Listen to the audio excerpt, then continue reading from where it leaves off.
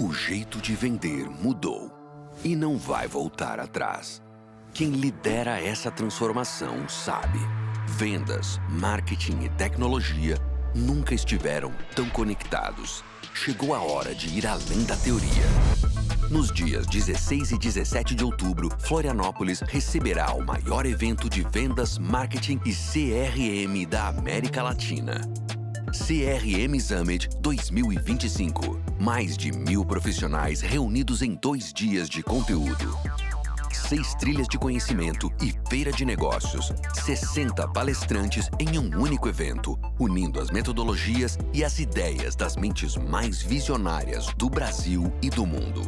O mercado mudou e chegou a hora de escolher de que lado da história ficar.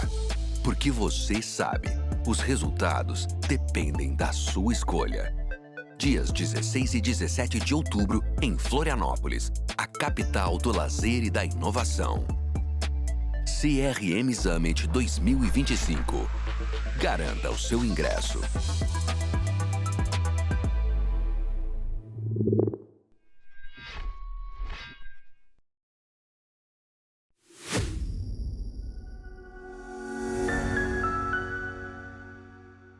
Fala galera, eu sou o Gustavo Pagotto, fundador da Pipe Lovers, embaixador do Zorro CRM, e esse é o Vamos de Vendas, um podcast dedicado para você que quer levar o nível da sua operação comercial para um outro patamar. Por isso que a gente traz aqui os maiores experts em vendas, empreendedores e líderes comerciais para compartilhar a experiência de vocês e fazer com que a sua empresa venda cada vez mais.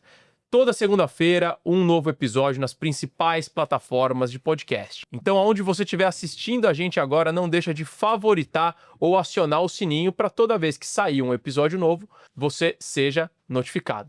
Também não esquece de seguir @Vamos de Vendas Podcast, @Zorro Brasil e também me segue lá no Instagram, @GuPagotto. O nosso episódio de hoje é sobre estratégias de pagamentos e precificação para escalar as suas vendas. E para falar sobre isso, nada mais nada menos que meu amigo, colega de longa data, Rafael Milaré, CRO da Bart. Rafa, prazer estar com você aqui hoje, cara. Prazer, Pagotto, e fiquei agora muito triste me chamar de colega, cara. Que isso, a gente é irmão. Amigos de longa data, já trabalhamos juntos, irmãos, Já. Clientes, parceiros, Pô, junto. tudo, cara. Eu brinco que eu sou da Escola Pagotto, né? E ser da Escola Pagotto é uma honra pra mim, cara. Então, tudo que eu aprendi de vendas, muitas das coisas que eu faço hoje veio da sua escola, então é um prazer estar com você aqui, cara. Pô, fico lisonjeado, até vou ficar meio... Quero ver você chorar hoje, quero ver você chorar. Será que teremos o primeiro episódio com alguém chorando aqui? É isso, tomara. Cara, vamos lá. Eu acho que você é um dos caras que, pra mim, tem uma capacidade de aprendizado muito grande, muita humildade intelectual, que é uma das características de líderes que conseguem se desenvolver muito. Dando um pouco aqui, né, da sua trajetória para a galera que ainda não te conheça, você começou sua carreira na empresa de software para o mercado de corretores de seguros, né, a Moshi. Depois a gente trabalhou juntos lá na Acreditas, surfamos a onda ali na área tempo bom, né, quando o consignado privado ainda era um outro mercado totalmente diferente do que era agora, né? Tinha muito dinheiro no mercado. Se passava, caía dinheiro de alguma maneira. Tempos de vacas gordas, né? Chegamos a ter mais de R$1 bilhão em caixa lá. E depois de toda essa jornada, você começou aí uma carreira empreendedora, né? Junto com o Rafael Dixcler, que foi Acreditas lá com a gente, com o Caetano também, que veio de Portugal para cá para fundar esse negócio. E, cara, eu quero que você comece esse papo aqui contando um pouco pra gente o que a Bart faz, qual que foi o contexto que levou vocês a empreender e alguns grandes números da empresa hoje pra galera se chocar, porque assim, muita gente ainda nunca ouviu falar da Bart. A hora que você falar dos números, você fala, pô, peraí, deixa eu entender o que esses malucos estão fazendo, que vocês estão voando dentro desse mercado de pagamentos. Boa. Prazer estar aqui, pessoal, primeiramente. Tava agradecendo o Pagotto, mas também agradecer você que está escutando aqui a gente. A Bart é uma empresa de pagamentos. A gente, na verdade, ajuda o empreendedor a ter ali, transacionar dinheiro no final do dia. E alguns números que a gente alcançou aqui, a Bart é uma empresa de série A, a gente acabou de captar um cheque com fundos todos gringos. E em 3 anos a gente chegou de 0 a 30 milhões de RR, de dólar, que é o que a gente está agora.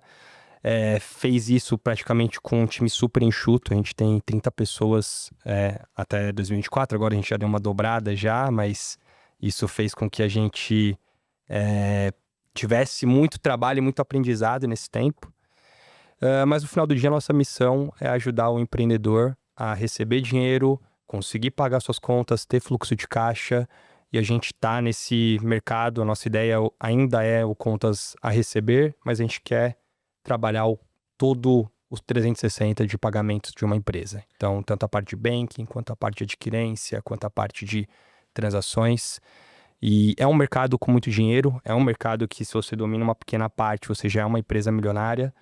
E a gente está atrás disso, então tá sendo bem legal a jornada. Como dizem por aí, né? No Brasil, o melhor negócio é você ser um banco. O segundo melhor negócio é um banco bem gerido. O segundo melhor negócio é você ser um banco mal gerido, né? Exatamente. É um mercado de muito dinheiro e fico feliz de estar conseguindo estar entrando nesse mercado também. É um mercado super competitivo, mas eu acho que a gente está começando a cada vez mais ficar conhecido.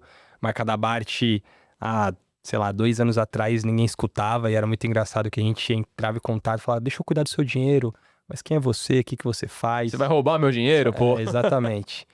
E agora tá ficando cada vez mais fácil, porque a gente tem investido bastante em branding, mas tá aqui vai ser bem legal também para isso, para levar a palavra da Bart um pouco mais para frente. Então assim, galera, só alguns grandes números aqui que o Rafael falou pra gente, né?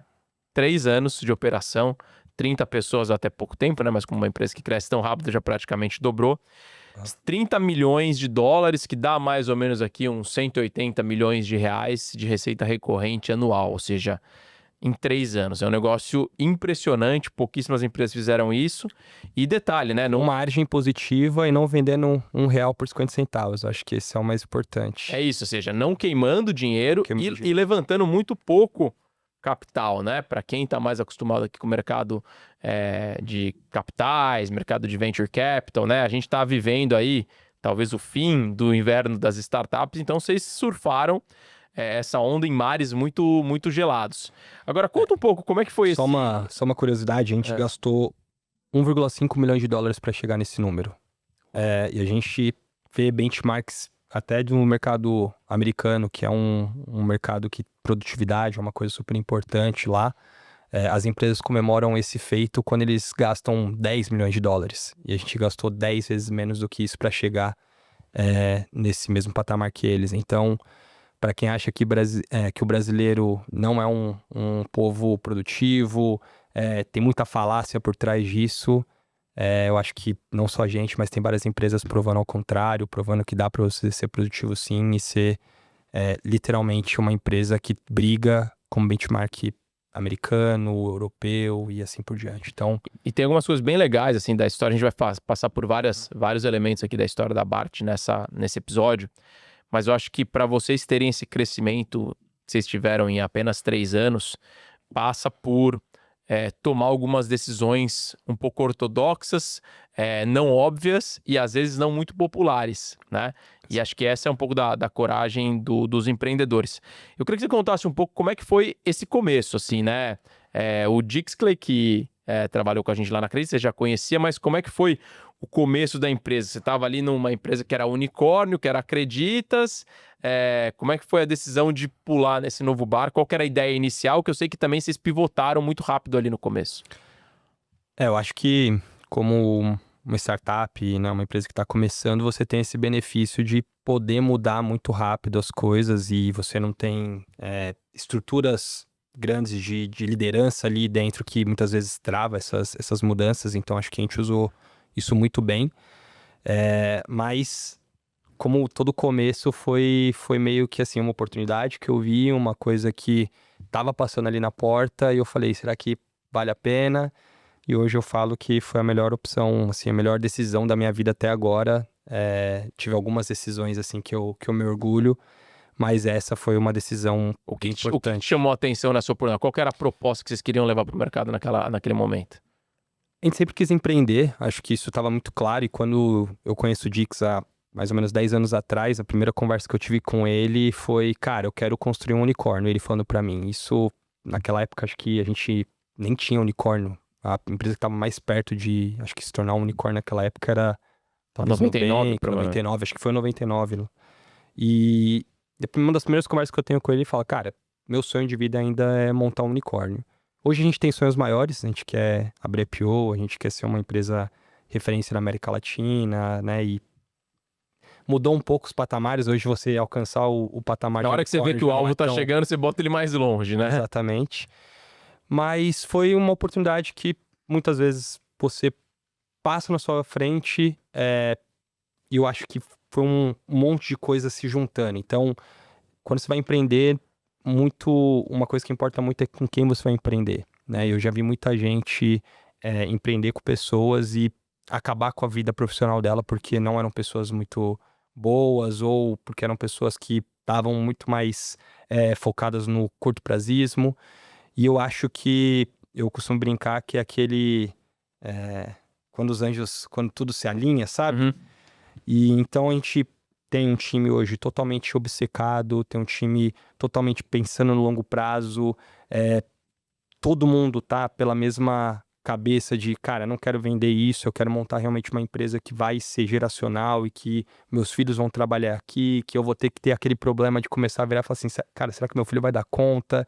É esse tipo de coisa que a gente quer passar, né, Legal. daqui 10, 15, 20 anos. E acho que a gente tem um pouco de energia infinita, mas voltando aqui no cerne da sua pergunta, a gente já conhecia o Rafa há bastante tempo. O Caetano, ele veio passar umas férias aqui no Brasil, ele trabalhava numa empresa londrina na época, chamada Tractable, que é uma empresa também unicórnio, que hoje está próximo ali de abrir IPO em Londres. E quando ele veio para cá, ele se apaixonou pelo Brasil e falou, cara, quero empreender aqui. Mandou uma mensagem fria pro Rafa no LinkedIn. O Rafa, assim, topou conversar e tudo mais. Logo depois me chamaram e meio que o resto é história. A gente começou muito focado ali em o que a gente vai desenvolver. E aí passou por empresa de cibersegurança, passou em banco digital para adolescente e calhou da gente cair nessa parte de pagamentos. A gente sabe que é um mercado que já tem uma volumetria muito grande. E eu acho que naquela época a gente não sabia muito bem o que a gente ia fazer. Ninguém veio de pagamentos, né? A gente nunca tinha trabalhado com pagamentos, apesar de ter trabalhado já em mercado financeiro, é uma coisa totalmente diferente. E a gente tinha uma coisa só na nossa cabeça, que era a gente precisa ter a custódia desse dinheiro. Ou seja, esse dinheiro ele precisa estar na minha conta, porque se ele estiver na conta da Bart, a gente consegue ter mais poder sobre esse dinheiro, a gente consegue ganhar no float, a gente consegue ganhar em outras áreas. E era um pouco de utopia naquela época. E a gente começou a conversar, né, com as empresas que iam prestar, os fornecedores que iam prestar serviço pra gente. E ninguém falava, não, vocês não podem. Todo mundo falava, vocês não podem fazer isso e tudo mais. E de alguma maneira, não sei o que aconteceu, a gente conseguiu convencer essa galera. E hoje ter a custódia do dinheiro pra gente foi o que fez a Bart crescer tão rápido, foi o que fez com que a gente literalmente fosse para a parte de adquirência e pivotasse. A gente não começou como uma adquirente, a gente começou como uma empresa de transacionar Bullet Pix. E aí, quando a gente viu que tinha dinheiro em adquirência, a gente foi para lá.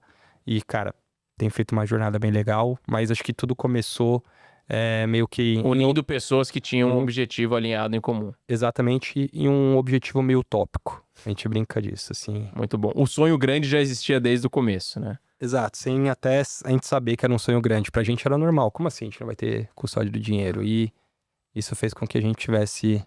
Agora, cara, assim, vamos dar um pouco pra nossa audiência, um pouco de contexto mais sobre esse mercado, né? Assim, pra mim, acho que foram dois mercados aqui. Não vou nem entrar na parte aqui de Bitcoin, que talvez seja uma terceira coisa aqui, mas o mercado de WhatsApp, né? Ou seja, soluções para comunicação via WhatsApp, e os mercados de meios de pagamento, né? Os links de pagamentos cresceram demais durante a pandemia pelo contexto que a gente vivia, né? Assim, foi o canal de comunicação que todo mundo precisou entrar para os negócios fazerem, os pagamentos tinham que ser digitalizados porque não dava para ter tanto contato humano.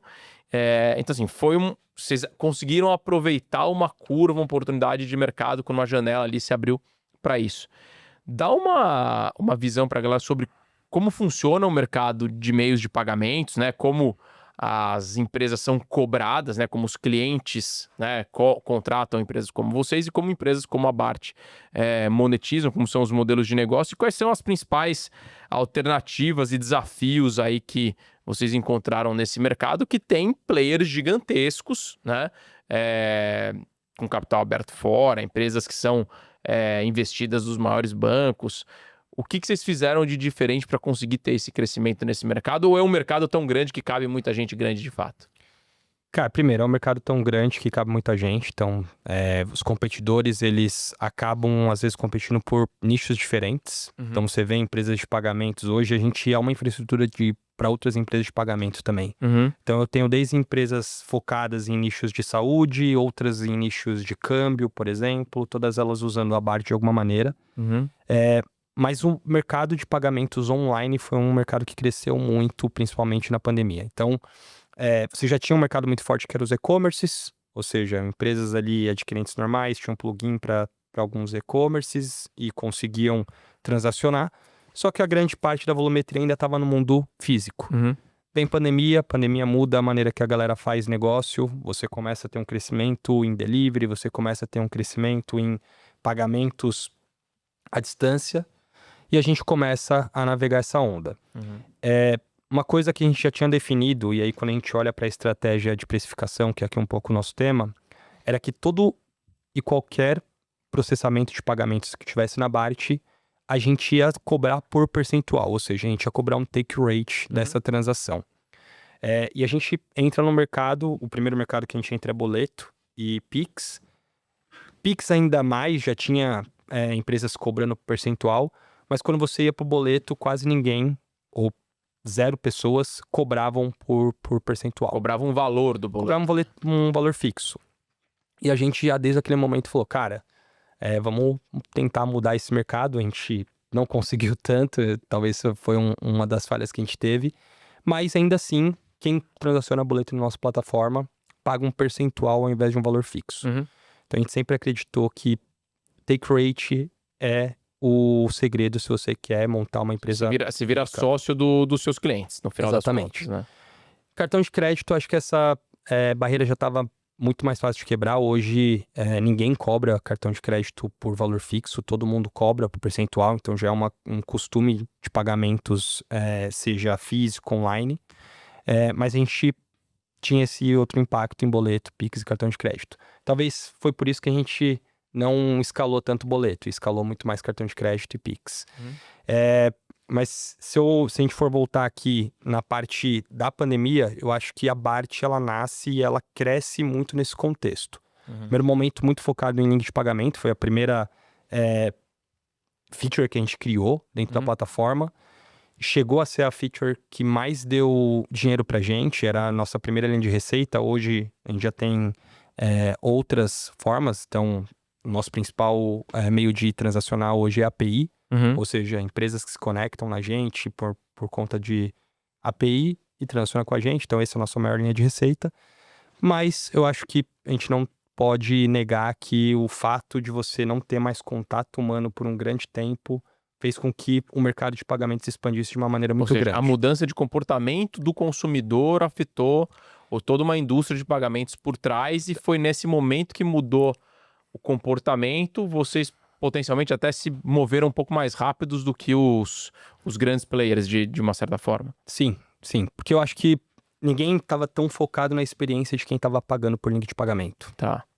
Já era todo mundo tinha essa possibilidade, mas eu acho que se fosse, sei lá, 10% do volume de pagamentos da galera, era muito. Então a experiência daquele produto era muito ruim. Você tinha link de pagamentos que travava. Uma transação online, ela normalmente passa por vários checks, né? Você tem uma parte de fraude muito maior. Então, você tem possibilidades de fraudar pagamentos. Então, normalmente a galera fazia com que isso tivesse vários empecilhos para conseguir pagar. E a gente foi entendendo essas nuances, né? Acho que como um novo player do mercado, você tem essa possibilidade de entrar e saber exatamente onde a galera tá errando mais. E a gente começou a quebrar esse ponto. Primeira coisa foi, vamos construir um link de pagamento que funcione. Segundo, vamos construir um link de pagamento que você consiga ter uma boa experiência ali de pagamento, que você entenda exatamente o que está acontecendo, qual que foi o erro e etc. Depois a gente foi colocando outras coisas dentro desse link, deixando ele cada vez mais forte. E aí a gente começa a cobrar essas coisas também de uma maneira diferente, e que sai um pouco da guerra de preço de adquirência. Então hoje você pode na BART ter um recuperador de vendas que você vai pagar um pouquinho a mais para cada venda que for recuperada. Hoje Ou seja, está agregando valor ao invés de agregar custo, né? Exatamente, a gente agrega valor. Por quê? Muitas vezes, mais de 25% das vendas online, elas eram perdidas por conta de bloqueios de segurança do banco. E o cara não sabia. Clientes que poderiam comprar, que tinham crédito, que não era uma fraude, mas na dúvida o banco bloqueia. O banco bloqueia, e a gente foi entendendo essas nuances e foi colocando novos produtos ali com que fizesse que aquele take rate aumentasse e no final do dia a gente tivesse um produto melhor do que a maioria do mercado. E a mesma coisa, a gente só foi evoluindo isso para outras frentes. Então, para frente de e-commerce, para frente de API, para frente de maquininhas, que agora também é uma coisa que a gente está entrando e sempre olhando para empresas de grande porte que transacionam muita coisa com a gente no online, mas que precisa às vezes de uma maquininha. Tap to Pay dentro do celular, que você também consegue pagar. Então, acho que a gente foi entendendo o que teria de oportunidade, foi colocando, mas sempre pensando, eu preciso ter um percentual desse pagamento. O que mais eu consigo agregar, que eu consiga ter um percentual maior e brigar menos por taxa ali na ponta. Então, acho que foi um pouco disso. Agora, cara, você já tocou um pouco nessa dor desse mercado, né? Assim, falando aqui um pouco para nossa audiência.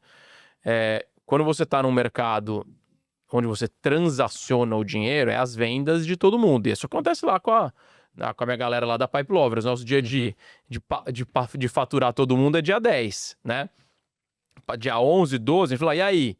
Cartão de quem que não passou? Vamos lá entender por que não passou. Não tinha limite, tava... o cara trocou o cartão, venceu, esse aqui não passou. Pô, tem um trabalho operacional gigante e você tá atuando exatamente nesse mercado que é uma dor de todo mundo, dado que esse mercado cresceu muito. Eu queria que você falasse um pouco disso, assim, no final das contas, qual que é o impacto financeiro para um negócio que não tem uma tecnologia adequada para aumentar a sua taxa de processamento, né? Então você está perdendo venda, você falou de 25%. E do outro lado também, a questão de parcelamento, porque a gente até outro dia trocou mensagem, né? Eu falei, você vai comprar, acho que era no Mercado Livre, alguma coisa. Eu falei, não consigo entender. Você pode parcelar até 4 vezes sem juros, não faz o menor sentido. E aí você me mandou de volta. Cara, não. Isso aqui é uma estratégia para conseguir capturar mais clientes atrelado a estratégias de parcelamento com clientes. Fala um pouco sobre isso, assim, como que as empresas estão perdendo dinheiro por não ter tecnologias e estratégias de precificação corretas? Bom, acho que essa é uma dor um pouco maior no mercado online, porque no mercado presencial ainda existe uma pessoa ali na frente que ela vai conseguir convencer você ou te explicar. Espera aí, tem do cartão, vamos no Pix, né? Exatamente, mas quando você cai para o mercado online, muitas vezes você não tá com essa pessoa, por mais que você tenha um vendedor ali fazendo isso, muitas vezes ele tá dentro de uma sala, ele também não sabe de pagamentos, muitas vezes.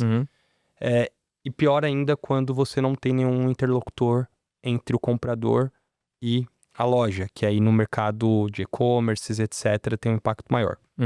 Então, quando a gente entra nesse mercado e começa a estudar sobre ele, a gente vê esse número que é meio gritante. 25% das vendas, elas eram perdidas porque literalmente não tinha ninguém que falasse pro cara o que ele tinha que fazer. Vai até seu banco, vai até seu banco, libera lá no seu banco, ou vai até o seu gerente, pede para ele mais limite, ou você tem um limite para compras presenciais, mas você não tem limite para compra online. Isso não é uma coisa que normalmente o vendedor sabe. Até porque isso é dentro do sistema, né? Exato. E aqui talvez vá uma dica para você que está escutando a gente, que é um vendedor. Cara, aprende sobre pagamentos. Talvez você vai se tornar top performance na sua empresa se você aprender sobre pagamentos. Porque isso é um problema gigantesco. E o que eu vejo muitas vezes é que o vendedor se evade dessa responsabilidade. Ele fala, cara, isso é com o meu financeiro, se tem algum problema, o cara manda uma mensagem pro financeiro. Muitas vezes seu cartão não tá passando, se vira aí, cliente. Exato. E às vezes o problema pode ser que esteja até do seu lado, né? Exatamente. E, cara, é uma coisa simples. Ou seja, você entender sobre métodos de pagamento, entender sobre precificação, vai fazer com que você tenha uma discussão melhor ali na ponta com o seu cliente, né?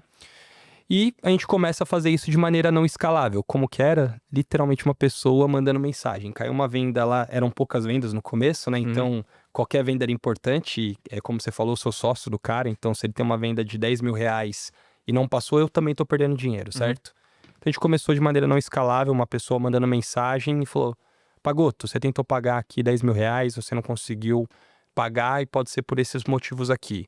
Vai até seu gerente, vai até seu banco. E a gente percebia que, cara, recuperava a venda de uma maneira surreal. Você botava um Zezinho ali pra fazer a recuperação. Opa, o Zezinho se Exato. pagou. Peraí, agora vamos botar a tecnologia por trás disso. Vamos botar a tecnologia por trás. E aí, conforme você disse, o WhatsApp cresceu muito nessa mudança de paradigma, né, de pandemia. E ele se tornou um aliado muito forte da Bart. Não só da Bart, mas também de um monte de empresa que transaciona online, porque você tem a possibilidade de rapidamente mandar uma mensagem pro cara, o cara já tá acostumado, ele abre e ele fala, cara, vou conseguir concluir o pagamento.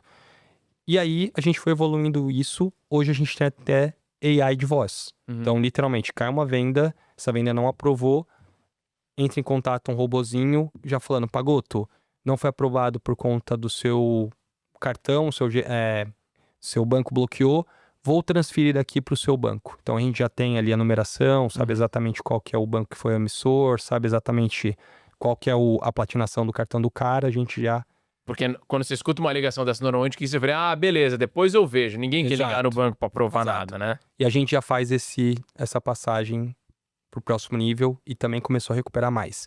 Então, hoje, a gente recupera mais de 11% das vendas que... é um incremento de 11% de vendas sobre o que o cara tá perdendo. Então, sobre os 25%, a gente recupera quase 90%, que no final do dia dá um incremento ali de 11%, 12% no final do dia, com recuperação de voz por WhatsApp, por e-mail. O que você faria com 11% a mais do seu faturamento? Muitas vezes é o crescimento de um mês, né? Você deixa de crescer um mês 10%, double digit, porque você não tá atrás de estratégias de pagamento. Ou seja, você já fez tudo. Você fez o lead, você fez marketing, você fez a venda, você convenceu o cliente quer pagar, mas chegou no final, você não tem a última milha e você perde 10, 11% das suas vendas. Exatamente. E aí, impressionante. É uma coisa que muitas vezes é um low-hanging fruit. E a gente ajuda esse cara a fazer isso de forma totalmente automática, sem que ele precise se preocupar com isso no dia a dia. E eu acho que esse é um dos diferenciais do mercado de pagamento. Isso tem virado também um diferencial para baixo cada vez maior frente aos concorrentes. Legal. E vocês começaram, você contou aqui, né? Pô, a gente começou fazendo na mão, ligando, mandando WhatsApp, entendendo com os clientes o que ele precisava fazer para converter mais vendas. Mas vocês tomaram uma medida aqui que foi bem raro e impopular, né? Não sei se é impopular, mas pouca gente faria. Vocês demitiram clientes, né? Vocês em algum momento perceberam que o perfil do cliente ideal para vocês, que dava mais rentabilidade, que dava mais retorno, tinha um certo perfil e vocês deixaram de trabalhar com um certo grupo de clientes. Conta pra gente qual que foi o racional, primeiro, de com quais clientes, quais tipos de empresa a gente não quer trabalhar e como que foi esse phase out, né? Como é que foi essa comunicação para os clientes, como que foi passar isso para eles e por quê, né? Qual que é o perfil de cliente que vocês acabaram focando? Boa. A gente fez isso com uma base mais ou menos de uns 500, 600 clientes. Então, a gente tinha um processo de aquisição de clientes que era muito low touch. E muitas vezes esse cara gerava ali em torno de menos de R$200 de receita para Bart no bottom online. E a gente começou a entender que para atender esse cara eu ia precisar crescer muito o time e você diretamente ia crescer time e também ia ter que continuar crescendo esse número de clientes que a gente não atendia da melhor forma possível. Existem outras ferramentas que atendem melhor. Esse cara é muito menos suscetível a diferenciais tecnológicos. Então, muitas vezes, uma coisa mais simples atende ele muito bem e a gente já estava focando em ter oportunidades de tecnologia muito maior. Então, né, o nosso cliente ideal, ele precisa de mais tecnologia, esse cara já não precisava tanto.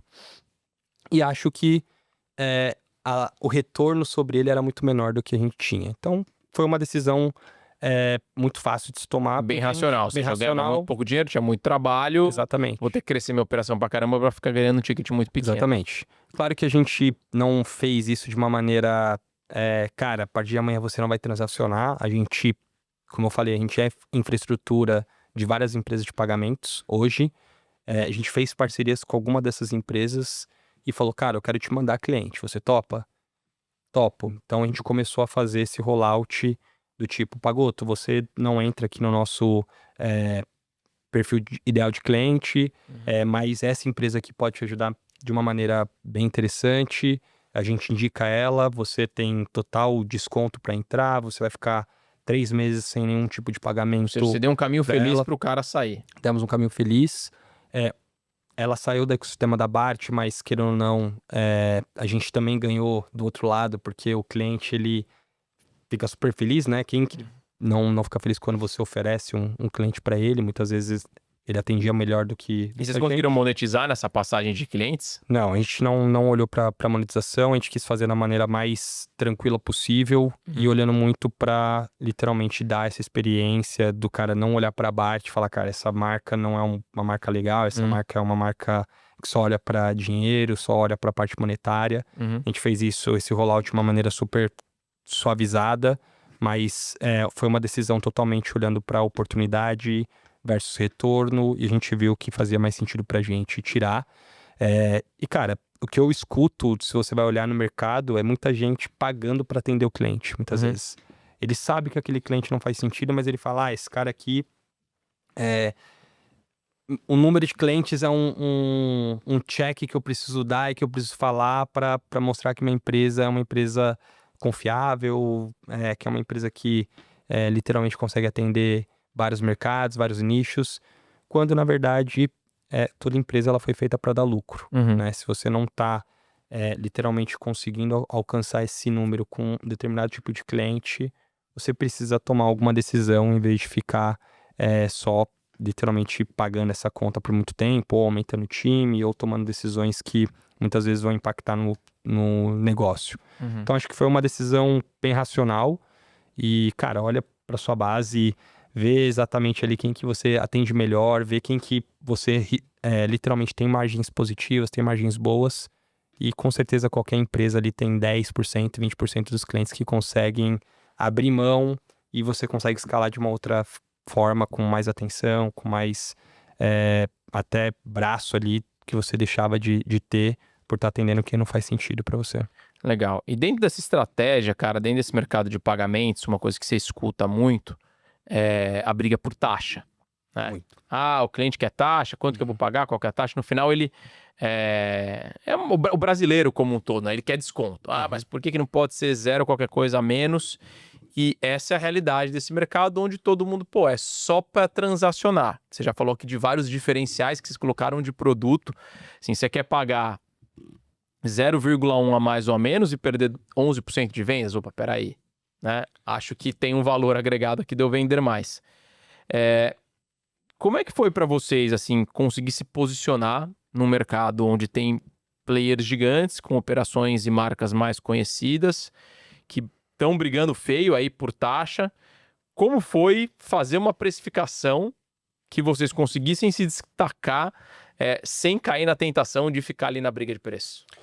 Boa. Cara, eu acho que a gente chegou a cair nessa briga de preço uma parte da nossa vida. Até o Rafa fez um post esse tempo atrás que pagaria 5 milhões de reais se tivesse tido um conselho que a gente demorou 2 anos praticamente para entender quanto precificação impacta no nosso business, quanto você conseguir ter outras maneiras de monetizar também impacta. Mas eu acho que a gente aprendeu rápido e aprendeu de uma maneira muito, muito tranquila, assim, no final do dia. Não quebrou nossa empresa ou não impactou em outras partes financeiras.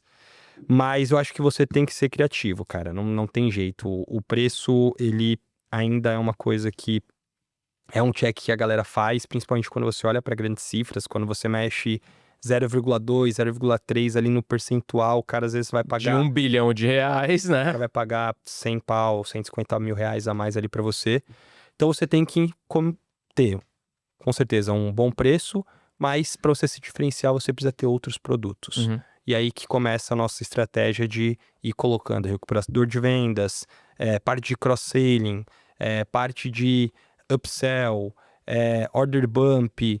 Tudo isso fez com que a gente, de alguma maneira, conseguisse pegar outras fatias do mercado que muitas vezes não estava tão em voga quanto o cara já tem ali um olhar muito mais... Ou seja, no produto core você estava sendo competitivo com o market price. Exato. Só que eu entrava com market price e aí eu tenho outras ofertas onde eu vou aumentar essa minha rentabilidade. Peraí, na transação padrão eu te cobro igual o Zezinho ali da esquina que faz a mesma coisa.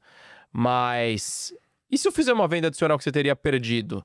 Aí você me paga mais. Então é nesse tipo de coisa que vocês têm feito. Exato. Um dos diferenciais da BART, por exemplo, desde o dia 0 a gente tinha parcelamento estendido. A gente estava fera em conseguir fazer com que o cara transacionasse acima de 12 vezes. Cara, o liability dele para pagar menos, para pagar mais abaixo de 12 vezes era muito curto. Mas acima de 12 vezes eu não tinha nenhum tipo de concorrente. Então eu conseguia ter uma margem melhor. E conhecendo o brasileiro ou não, o povo adora parcelar em 24 vezes, E a gente tem muitos setores que, cara, isso é game change pro cara, sabe? Então, exemplo, a gente tem uma empresa muito grande de implante capilar. Cara, pô, você vai fazer um implante capilar, literalmente você quer que esse implante dure pra sua vida inteira. Então, se eu parcelar em 12 ou 24, eu só vou estar literalmente pagando mais no curto prazo do que eu poderia fazer em 24 vezes. Então, a gente foi entendendo esses pormenores, foi como a gente já tinha uma base muito grande de high ticket, isso fez com que encaixasse super bem. Mas eu acho que, como qualquer estratégia de mercado, é você começar a olhar para onde você tem mais oceano azul. Então, pode ser que você não esteja no mercado de oceano azul, pode ser que você esteja no mercado de commodity, mas com certeza você consegue ir adicionando outras coisas que vão te deixar à frente da sua concorrência. Então, exemplo, a gente foi percebendo que o cara que precisava de split de pagamento, que muitas vezes ele estava sendo bitributado lá porque ele estava recebendo aquela comissão de um lado, pagando imposto, depois ele passava o comissionamento para o vendedor, que o vendedor pagava imposto de novo. Cara, pô, se eu cobrar um pouco a mais aqui sobre o split de pagamento, colocar 0,10, 0,20% aqui sobre o que transacionar no split, esse cara ele tá muito mais tranquilo em pagar isso do que ele estaria talvez em adquirência. O que a gente fez literalmente foi encontrar outras possibilidades de prestação de serviço que ele estaria disposto a pagar um pouquinho a mais ali. E sempre pensando, take rate, onde eu posso cobrar por take rate. Acho que se eu tenho um conselho para você é esse, cara. Foca em onde você pode cobrar percentual, que eu acho que esse vai ser um diferencial. Ou seja, se você conseguir ficar sócio e aproveitar, surfar a onda do crescimento dos seus clientes, né? Então, e acho que parte da estratégia que vocês fizeram de selecionar os clientes que vocês queriam ficar sócio, que você não quer ficar sócio de uns times de futebol que estão deficitários ainda. Talvez não seja bom negócio, né? Ficar sócio do Palmeiras talvez seja. Não vamos entrar nesse assunto porque futebol, senão vai dar muitas tristezas para alguns aqui da mesa. Cara, agora eu queria entrar aqui, né? Obviamente, nessa jornada, você falou até que seu sócio postou outro dia no LinkedIn falando que pagaria 5 milhões de reais ali para ter tido um conselho sobre essa estratégia de precificação e não ter que ter aprendido tanto bater a cabeça na parede, né? Vocês, num contexto de uma startup que já é uma scale-up, muita coisa já deu certo, muita coisa deu errado, muita coisa tá rolando ainda, vocês não sabem se vai dar certo ou se vai dar errado. Eu queria que você falasse quais foram os maiores desafios que vocês tiveram até agora, assim, quais foram os momentos mais críticos, principalmente no que diz respeito à jornada de compra desse cliente, né? Desse cliente B2B. É uma decisão muito relevante para a empresa, qual que vai ser o meu meio de pagamento, né? E decisões que vocês tomaram para aumentar o potencial de monetização que você falou aqui de várias estratégias que vocês estão usando hoje. Boa, cara, acho que como uma startup você tem... Hoje a gente tá menos ali como startup, tá mais como uma scale-up, né? Já tá como scale-up, na verdade. Mas acho que quando você começa uma empresa, você tem um desafio muito grande de marca. Principalmente no mercado onde você movimenta grana, né? E a De gente... credibilidade, né? De credibilidade, autoridade mesmo, etc. E literalmente um mercado que muitas vezes você está competindo com grandes players que já investiram muito em marketing, investiram muito em branding e muitas vezes tem muito mais grana que você para fazer essas coisas, né, do dia a dia. Então, acho que um dos pontos mais gritantes foi esse desafio de você conseguir chegar e falar, eu sou a Bart, e o cara literalmente falar, eu confio em você para deixar meu dinheiro. Muitas vezes a gente escutava, quem que é a Bart? Quem que tá por trás da Bart? Que vai dizer que você não vai quebrar e não vai levar meu dinheiro com você, né? Então acho que a gente foi sendo criativo em várias frentes. Acho que uma das grandes sacadas que a gente teve, inclusive isso foi um benchmark bem grande que a gente fez lá com o pessoal da Brex. No começo eles tinham meio que o mesmo desafio, só que eles já atendiam grandes marcas, né? E aí eles começaram a jogar por todo o Vale do Silício, tipo, mensagens com o logo das empresas que ele atendia e falando, cara, essa empresa presta tal serviço e uma coisa que ela tem em comum é que ela movimenta dinheiro com a Brex.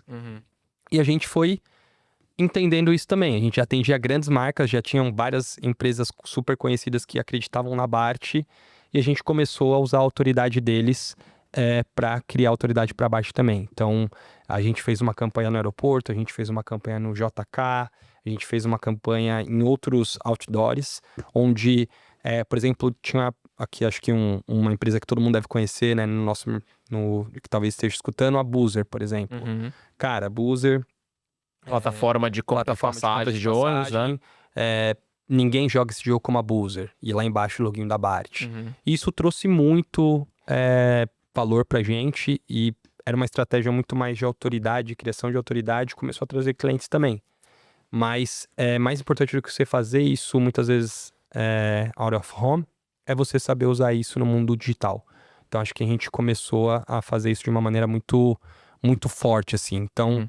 Quais são os pontos que nos ajudam a criar autoridade? A gente percebeu que se a gente tivesse uma presença no LinkedIn muito forte, que ali tem várias pessoas que são número 1 de várias companhias que a gente queria atender, a gente saberia, o cara ia conhecer a gente, ia facilitar nosso fechamento com ele. Então, Rafa começou a se tornar totalmente ativo no LinkedIn todos os dias, né? O Rafa Dix, meu sócio. Todo dia ele posta lá e acho que todo mundo acaba conhecendo a Bart meio que por conta dele. A gente começou a fazer parcerias com grandes marcas e postar isso em PR. Então, foi várias frentes que a gente foi investindo sempre na ideia de eu não sou uma pessoa que tenho vaidade com minha marca, mas minha marca precisa ser forte, sacou? Então, eu acho que como qualquer startup... E você acha que isso, a minha pergunta aqui, você acha que branding, que é isso que vocês fizeram, que foi um grande desafio, para te trazer credibilidade, te ajudou a vencer de alguma maneira essa briga por preço? Eu acho que talvez não, o ponto de briga por preço, você começa a olhar muito para outros produtos, né? Então acho que esse aqui foi o grande valor que a gente conseguiu entender rápido e trazer dentro para Bart, né? Mas isso me ajudou a conseguir sentar com o cara para negociar. Tá, eu não conseguia nem sentar com o branding cara. Te deu autoridade para conseguir ser considerado e uma boa estratégia de precificação permitiu que uma vez considerado, você conseguisse fechar negócio. Exatamente. Legal. Exatamente. Então acho que branding te ajudou no topo de funil, estratégia de precificação te ajudou na conversão final para fechar mais negócio. E não só na conversão, mas também na sustentabilidade do business, né? Então, é o que eu te falei, acho que muitas empresas, elas entram no mercado como startup e falam assim, cara, eu preciso cobrar menos do que meu concorrente. E muitas vezes não é isso. Você precisa ser competitivo em preço, mas você, cara, tem que usar literalmente o que está ao seu favor, que é você ser uma lanchinha, muitas vezes concorrendo com um navio de cruzeiro. Então, se você é uma lancha, você consegue contornar, criar coisas muito mais rápidas do que um navio de cruzeiro, que ele vai precisar ir até um local que faça sentido ele voltar. E muitas vezes tendências demoram muito mais para chegar para eles do que para uma startup, uma empresa de pequeno porte. Então acho que a gente entendeu muito bem esse jogo, que a gente é uma... agora a gente somos várias lanchas, né? Tá mais para um iate agora, já não é mais um barquinho, né? Exato, mas acho que a gente conseguiu... Perto de um transatlântico, vocês ainda são muito mais efetivos. Exato, entre aspas, eu acho que a gente conseguiu fazer uma estratégia onde a gente continuasse enxuto, continuasse de uma maneira, entre aspas, pequena, mas muito assertiva, onde a gente fosse atacar. Agora, nessa história como todo, conta qual foi talvez o maior erro, a coisa que mais deu errado nesse período? Você falou, caramba, aqui a gente quase quebrou o negócio. Cara, eu acho que assim... Quase todo dia acontece uma dessas. Quase todo dia acontece. Voltando a uma coisa que eu falei aqui no começo, a gente nunca trabalhou com adquirência, né? Então a gente não entendia muito bem algumas coisas que estavam sendo acontecidas, principalmente em price. A gente decidiu de uma maneira muito rápida simplificar as coisas. Então, o mercado todo cobrava por bandeira. Existem várias bandeiras no mercado, umas bandeiras cobram mais do que as outras para você transacionar. A gente falou, cara, se eu simplificar aqui minha precificação, eu vou ter um poder maior de barganha e mesmo assim eu consigo ter uma margem boa. E a gente foi contra o mercado um pouco e uma precificação por bandeira só. Beleza. O mercado, muitas vezes, a gente estava, né, mal acostumado, mercado de baixas taxas de juros, e não vamos vincular CDI, vamos tirar esse vínculo de CDI. A gente também tirou para simplificar. Para simplificar. E, cara, a gente tá no Brasil, acho que... Todo dia é dia de recordes aqui, Exatamente. né? Exatamente. Seja bom ou seja ruim, todo dia você tem um recorde diferente, né? E acho que foi um impacto grande, assim. A gente teve que fazer um trabalho muito grande de reprecificação na nossa base. Graças a Deus a gente fez isso e surfou bem, acho que pela prestação de serviço, que sempre foi muito próxima, literalmente por resolver um problema que era nativo, assim, que o cara sentia todos os dias aquela dor. A gente conseguiu reprecificar, trazer mais pro padrão de mercado e conseguiu resolver a empresa dentro desse universo. Mas a gente penou um pouco, assim, foram 3 meses ali de reprecificação que a gente estava correndo contra o tempo, muito porque os juros não paravam de crescer. Ainda não sabemos se vai parar de crescer ou não, mas agora a gente já está protegido quanto a isso. Então, eu não vou ter um impacto de um dia ter uma margem de 20% e no outro ter uma margem de menos 10%. E acho que aqui tem um aprendizado que é muito relevante, né? Então, assim, quando a gente está falando de fatores externos, macroeconômicos, que não dependem da nossa empresa, como a taxa de juros básica da economia, como a taxa do dólar ou de qualquer outra moeda, ou qualquer outro índice que possa impactar ali dentro do negócio, pô, peraí. Obviamente que os clientes querem simplificar, mas você tem aqui um risco de mercado, né? Não é você como empresa que define a taxa de câmbio ou a taxa de juros, mas você pode estar exposto e pode quebrar seu negócio. Eu acho que não existem verdades absolutas no mercado independente, assim, não é porque tá todo mundo fazendo o que você precisa fazer, saca? Mas eu acho que tem uma coisa por trás racional quando todo mundo tá fazendo. Então, é importante você não achar que você sabe de tudo. Se tá todo mundo fazendo um negócio, peraí, talvez vai seja estudar, um pouco do caminho, né? Eu acho que talvez a gente conseguiu inovar em precificação. Então, cara, teve várias coisas que a gente fez ali que já é bem diferente do mercado, ainda assim, fizemos isso e resolveu bastante coisa, simplificou e etc. Mas tá todo mundo fazendo, é porque tem algum racional, vai entender o racional. Acho que a gente pecou um pouco de não entender os racionais por trás, entender que o negócio funcionava daquele jeito e tomar como verdade absoluta. E acho que foi um aprendizado muito legal pra gente e que, graças a Deus, a gente conseguiu contornar e não quebrar a companhia, mas poderia ser uma coisa que ia quebrar, sabe? Muito bom. Acho que também um outro aprendizado é isso, né? Então, se tá todo mundo do mercado fazendo de uma determinada forma, deve ter uma razão para isso. Vai entender qual que é a forma. Você pode até querer fazer diferente, mas é importante entender. Exato, e acho que dá para fazer diferente. A gente continua fazendo coisas diferentes, mas com um racional um pouco mais próximo do sabendo que o qual era o racional que os concorrentes estavam utilizando. Exatamente. Muito bom. Exatamente. Cara, estamos chegando aqui perto da reta final do nosso podcast de hoje, mas eu preciso lembrar todo mundo aqui, pessoal, que o Vamos de Vendas Podcast é uma iniciativa do Zorro CRM. CRM que foi escolhido pela Forbes em 2025 pelo terceiro ano consecutivo como o melhor CRM do mundo. Pelo Instituto Gartner, que avalia as principais tecnologias do mundo, o Zorro CRM foi escolhido como o mais visionário do planeta. E foi escolhido também pela Nucleus Research como o de melhor tecnologia. Então, se a sua empresa está considerando mudar de CRM ou contratar uma nova plataforma de CRM, não deixa de conversar com o time comercial da Zorro, porque você pode ter uma das maiores plataformas de CRM do mundo sem gastar um caminhão de dinheiro. Então, vai lá em zorro.com/CRM e se inscreve lá, conversa com o time comercial da Zorro. No mínimo, vocês vão conhecer uma galera que é muito gente fina. Além disso, vão conhecer a cultura da Zorro, que é sensacional. Tá bom? Indo aqui, Rafa, para nossa reta final aqui, minha última pergunta, quero falar, a gente sempre fala de tendências aqui no final do podcast, né? Eu brinquei rapidamente falando de Bitcoin. Daria para fazer um episódio totalmente dedicado para isso aqui, mas para fechar, a gente sabe que o mercado de tecnologia de pagamentos, ele tá em completa ebulição, né? O negócio tá, cara, bombando, espumando. Tem criptomoeda, tem moeda digital, tem o tal do Drex que vai sair, tem o Pix, o fim da adquirência. Queria que você falasse um pouco quais são as grandes tendências que vocês aí como Bart estão observando, o que deve vir ao longo dos próximos meses, o que já está saindo do forno e as pessoas já estão utilizando e que vai impactar principalmente aí os empreendedores, os líderes de vendas, quem está todo mundo nessa área comercial. Boa.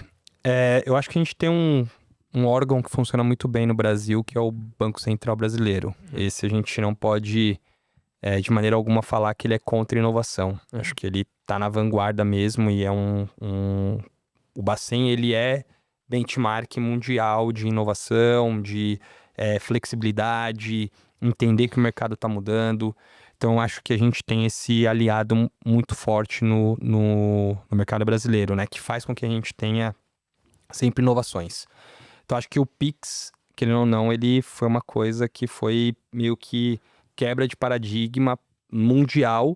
E aí você vê vários mercados, não só emergentes, mas também mercados que já são de primeiro mundo, copiando tendências muito parecidas com o Pix. Então, no México, você vê que por mais que tenha uma grande parte das pessoas desbancarizadas, eles olham para o Brasil e falam, cara, o Brasil é benchmark do que eu quero fazer e de onde eu quero chegar.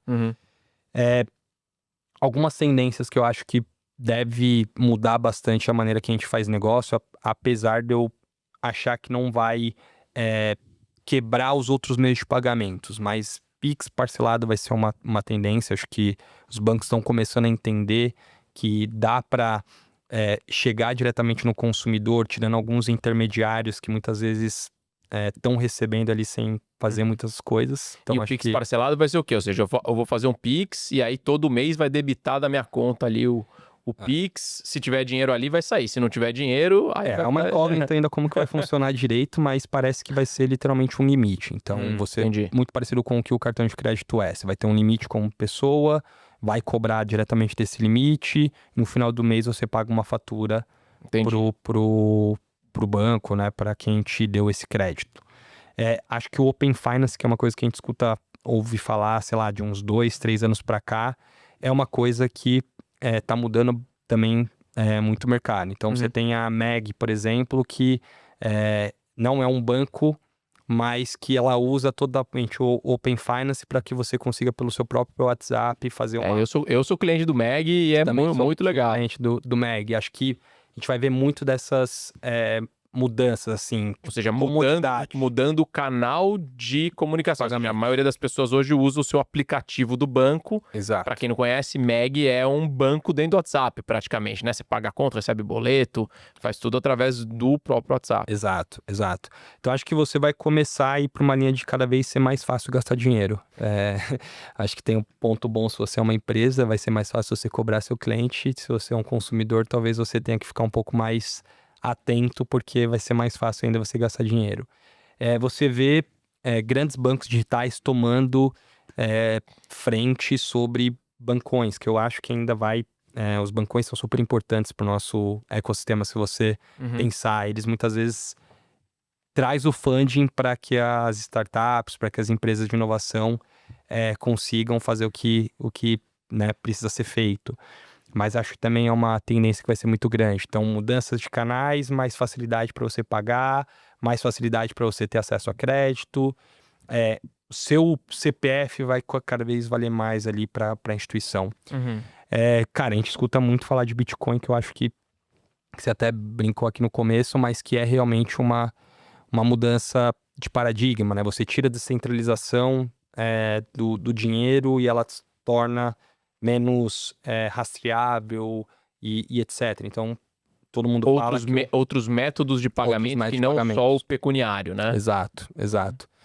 Então, eu acho que o mercado vai cada vez mais entrar numa linha de facilidades para o consumidor final. Uhum. Entendeu? Então, acho que só... E aí, dentro desse aspecto, ou seja, você falou bastante de tecnologias que vão simplificar para o consumidor final nesse pagamento. Tem alguma inovação, algum tipo de mudança, ou alguma dessas coisas que você comentou que vai impactar nas relações de pagamento entre as empresas? Eu acho que sim. Vamos exemplificar aqui. Hoje você transaciona ali em 12 vezes, muitas vezes as empresas antecipam isso, né, para ter o capital ali no momento. Você ainda não está totalmente funcional, porque acho que precisa evoluir um pouco mais a tecnologia, mas cada vez mais você escuta de empresas aceitando mudança de titularidade sobre o recebível como uma maneira de pagamento. Então, eu não preciso antecipar mais esse pagamento. Agora eu preciso pagar para o Pagoto R$1.000. Os meus recebíveis de cartão dos próximos 10 meses eu vou usar aqui para fazer uma reforma no meu imóvel. Exato. E aí você paga uma taxa. Normalmente quem paga essa taxa é o estabelecimento que está aceitando esse tipo de pagamento. Uma transferência de recebíveis, vamos chamar assim. Recebíveis. E aí, se ele quiser antecipar esse recebível, ele paga a taxa sobre essa antecipação. Mas se ele não quiser, ele recebe no fluxo isso e você, tanto como pagador, fez com que seu dinheiro valesse mais, como também você recebedor. Ou seja, uma eficiência do mercado que antecipa para pagar o cara, ou seja, você tem mais... algumas partes vão estar perdendo no mercado, mas as partes que estão transacionando vão ser mais eficientes, né? Exatamente, eu acho que tem esse benefício literal de facilidade no mercado que cada vez mais a gente vai conseguir ver e vai ser tão rápido que eu acho que a gente nem vai perceber, cara. Legal, ou seja, a mensagem final aqui desse episódio de hoje é que se você está buscando vender mais, olhar para sua estratégia de meios de pagamento, parcelamento, né? Não só a estratégia, mas como a tecnologia, pode estar fazendo com que você deixe de trazer muito dinheiro para o seu negócio. Então, excelente papo aqui hoje, Rafa. Para a gente fechar a reta final aqui, queria que você falasse como é que as pessoas fazem para te encontrar, para bater um papo, para conversar mais sobre a Bart. Sei que a Bart está com um escritório novo aqui em São Paulo, super acolhedor. Fala um pouco disso para a galera, para quem quiser conhecer você, conhecer a Bart. Bom, a gente tem um pouco de receio dessa palavra escritório, mas a gente está com a Casa Bart agora, que é um lugar que você literalmente pode ir lá, trabalhar de lá se você quiser e fazer negócios lá. Então a gente quer receber cada vez mais empresas no nosso ecossistema e a Casa Bart faz parte disso. Acho que a gente é muito intencional nas coisas que a gente faz, né? E a Casa Bart é uma dessas intencionalidades que tem se mostrado muito importante pra gente. Então hoje, por exemplo, vai acontecer um evento lá. Amanhã também a gente está recebendo uma galera diferente também fazendo evento lá. E é um evento que não tem um selo Bart diretamente, mas é de parceria. Então se você quiser usar o espaço, tá totalmente aberto, me chama que a gente literalmente Vamos conversa. promover um encontro da Pipe Lovers lá na Casa Bart. Com certeza, a gente tem que fazer isso pra ontem, cara. Muito bom. Será excelente. Cara, a melhor maneira de me encontrar é sempre pelo meu LinkedIn, Rafael Milaré. Mas também se você quiser encontrar através da Bart, nosso site é bart.com.